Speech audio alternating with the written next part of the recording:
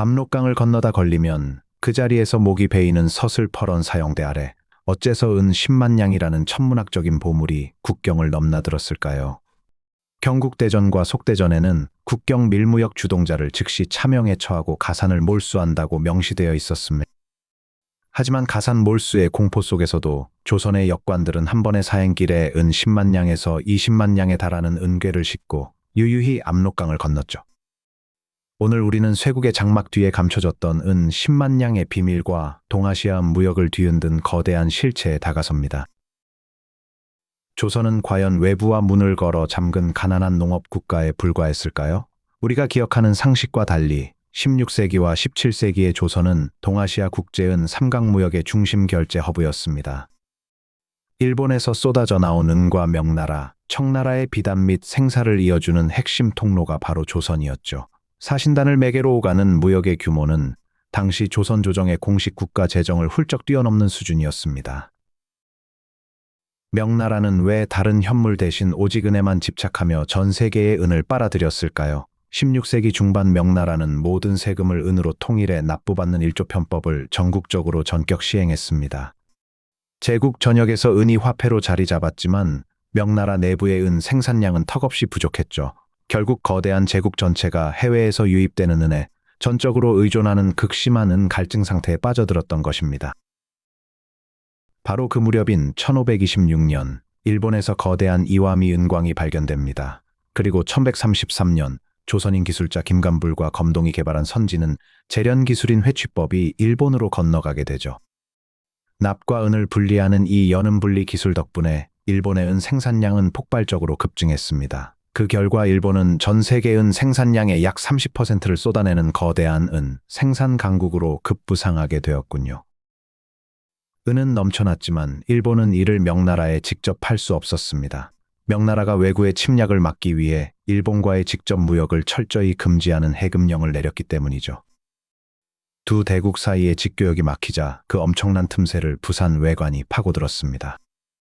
조선은 외관을 통해 연간 10만 냥에서 20만 냥의 일본 정은을 대량 수입한 뒤 의주 국경과 북경 사행길을 거쳐 명나라로 넘기는 거대한 삼각 중개 무역망을 완성시켰네요. 이 거대한 무역의 합법적 통로는 다름 아닌 역관들의 여비 조달 규정이었습니다. 조선 조정은 사행길 경비를 충당하도록 역관 1인당 인삼포, 즉 80은을 허용하는 팔포제를 운영했죠.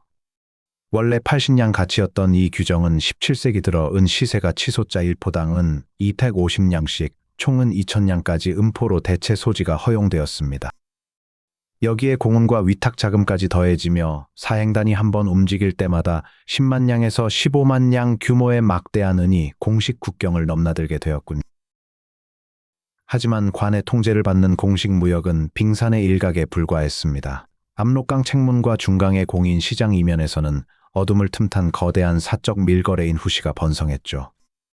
숙종 26년 실록의 기록에 따르면 단 한 번의 사행길에 역관 집단이 동원하는 자본만 무려 10만 냥에서 20만 냥에 달했습니다. 공식 게시의 문이 닫히면 국경의 밤은 법을 비웃는 밀무역 상단들의 거대한 암시장으로 돌변하곤 했네요. 목숨을 건 밀무역에 뛰어든 이유는 명확했습니다. 일본산은 1근으로 명나라 비단 10필 이상을 사들여 재판매하면 원금의 5배에서 10배, 즉 500%에서 1000%에 이르는 폭리를 챙길 수 있었죠. 조선에서 1근당은 2냥에서 3냥 하던 백삼은 북경에서 12냥에서 15냥에 팔렸고 25냥에서 30냥 하던 홍삼 역시 5배에서 10배의 차익을 남겼습니다. 인삼 80근 한 궤짝만 넘겨도 현지에서 은 2000냥에서 2400냥의 거금을 손에 쥐었으니 차명의 공포마저 마비될 만했군요. 이 막강한 자본은 때로 국가의 운명을 바꾸는 결정적 외교 무기가 되기도 했습니다. 조선의 수석 역관 홍순원은 북경 통주에서 공경에 처한 처녀를 위해 관은과 사제를 털어 은 3000냥을 내어주고 속량해 주었죠. 훗날 그 여인은 명나라 예부상서 석성의 부인이 되었고 그 인연 덕분에 200년간 풀지 못했던 대명회전의 태조 이성계 종계 왜곡 문제를 바로잡는 종계 변무에 성공합니다. 이어 임진왜란 당시 명나라 군사 4만 명의 파병을 이끌어낸 홍순원은 보국 숭록대부 당군에 봉해지며 조명 군수 물자와 은 무역의 실권을 완전히 장악하게 되었네요. 숙종대에 이르러 역관의 은 자본은 국가의 국고마저 압도하기 시작했습니다. 밀양 변씨 가문의 수역관 변승업은 청나라 국경 후시와 북경 연행 무역을 수십 년간 독점했죠. 그가 한 번의 사행길에 굴린 자본만은 10만 량 이상으로 당시 조선 조정의 1년은 비축량을 훌쩍 뛰어넘는 천문학적 규모였습니다. 박지원의 소설 허생전에서 주인공 허생에게 선뜻 만냥을 빌려주었던 한양 최고의 부자 변씨가 바로 실존 인물 변승업을 모델로 한 인물이었군요. 역관들의 은은 마침내 조선 왕실의 권력 지형마저 뒤바꾸어 놓았습니다. 숙종의 빈이자 왕비의 자리까지 올랐던 장희빈의 당숙은 바로 거부 역관 장현이었죠. 숙종 21년 실록에 기록되었듯 장현 가문이 연행무역으로 축적한 막대한 은 자본은 남인 세력의 든든한 정치 자금줄이 되었습니다. 희빈장 씨의 궁궐 입성과 왕후 책봉이라는 격변의 드라마 배후에는 국경에서 쓸어 담은 역관의 거대 자본이 자리 잡고 있었네요.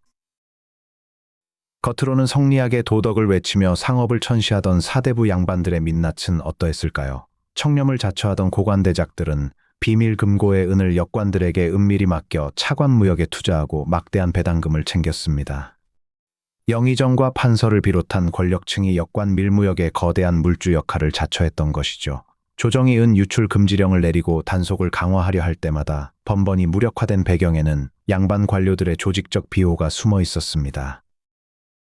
하지만 탐욕의 무역은 결국 국가 재정에 치명적인 파국을 몰고 왔습니다. 압록강 중간계시에서 청나라 상단은 순도 90% 이상의 말발굽 모양 은괴인 마제인 결제만을 집요하게 요구했죠. 인조 24년 실록에 따르면 1646년 단 한 차례의 계시에서 빠져나간 결제액만 무려 은 7만 4천 량에 달했습니다.